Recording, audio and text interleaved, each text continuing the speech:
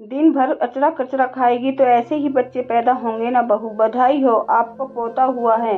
Doctor operation theatre से निकलते हुए नैना जी को कहती है और साथ में ये भी कहती है कि बच्चे का वजन थोड़ा कम है पर स्वस्थ है, इसलिए चिंता की कोई बात नहीं है।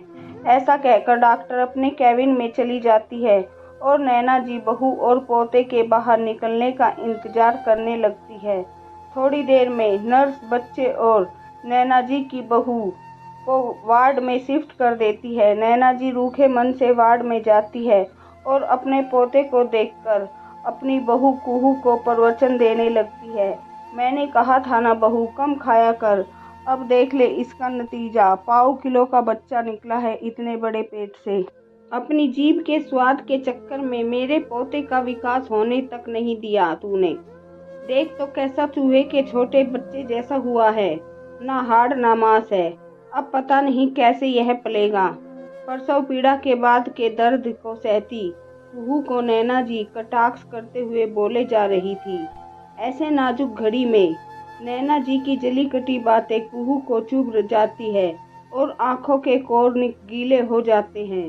पर अभी ऐसी हालत में उसे कुछ भी बोलना सही नहीं लगा, इसलिए मन ही मन सोचने लगी। 9 महीने उसने कैसे काटे ये उसे ही पता था। कितना कठिन था ये 9 महीना, ये वही जानती है। पूरे 9 महीने उल्टियाँ ही करती आई थी।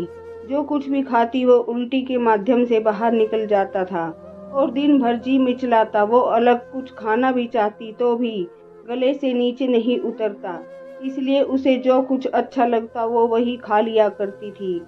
उन दिनों कुहू को दाल रोटी चावल कुछ भी पसंद नहीं आता था, इसलिए हल्का फुल्का फल, आइसक्रीम, अंकुरित चना, मूंग, सलाद, छाछ, चॉकलेट, ओट्स खाकर अपना और अपने होने वाले बच्चे का पेट भरती थी।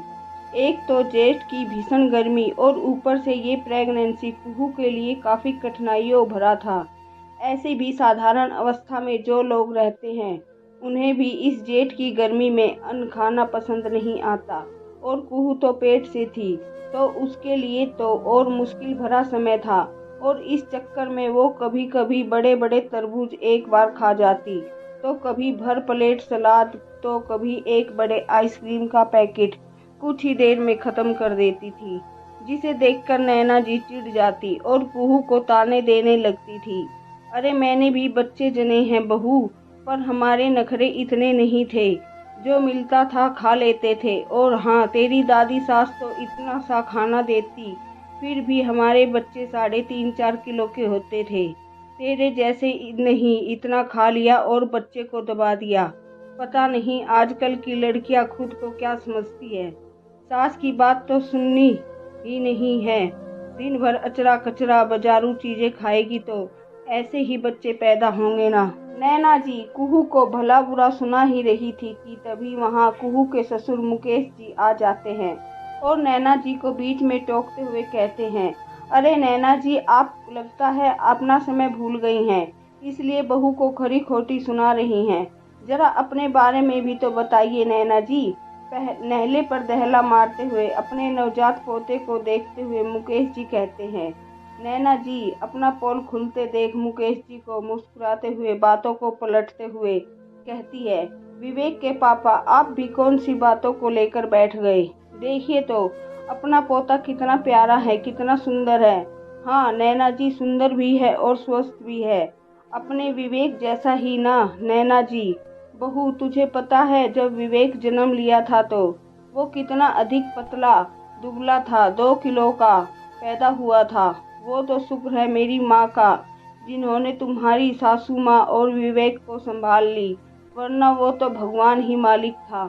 खैर, अपना पोता तो विवेक से ज़्यादा स्वस्थ है और वजन भी 2 किलो 400 है। ऐसा कहकर मुकेश जी नैना जी की तरफ देखते हुए कहते हैं, क्यों नैना जी, सही कह रहा हूँ ना? और आप तो घर का शुद्ध खाना खाती थी, फिर क्यों हो गया था ऐसा नैना जी? मुकेश जी की बातें नैना जी को खुद की नज़रों में दोषी बनाने के लिए काफ़ी थे, इसलिए वो कुहू से नज़रें चुराकर अपने पोते को संभालने में व्यस्त हो जाती है और कुहू के चेहरे पर मुस्कान की रेखा खिंच जाती है।